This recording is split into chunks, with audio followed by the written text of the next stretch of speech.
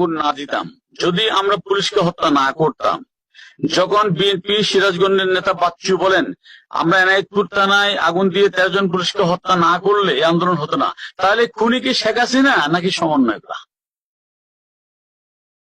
আচ্ছা দেখ, আমরা এটা এটা খুব ক্লিয়ার, ছেলে সমন্বয় কারা, আপনারা বিচার করুন। আরেকটা বিষয়, যখন আপনি শপথ নিচ্ছেন, যে আপনি বলছেন যে সমন্বয়ক দায়িত্ব নিয়ে বলছেন যদি আমরা মেট্রো রেল আগুন না দিতাম, তাহলে মেট্রো রেলকে রাষ্ট্রীয় সম্পদ, এটা রক্ষা করা আইন শৃঙ্খলা বাহিনীর দায়িত্ব। যে আগুন দিতে আসছে তাকে ঠেকানো না পারলে ওই পুলিশের চাকরি থাকবে না, এটাই তার সাংবিধানিক শপথ। সেখানে যদি সে ঠেকাতে গিয়ে যদি কেউ আহত হয় বা কোনো ধরনের অনাকাঙ্ক্ষিত ঘটনা ঘটে, এই দায় কিন্তু পুলিশের না, এই দায় যারা এসছে তাদের।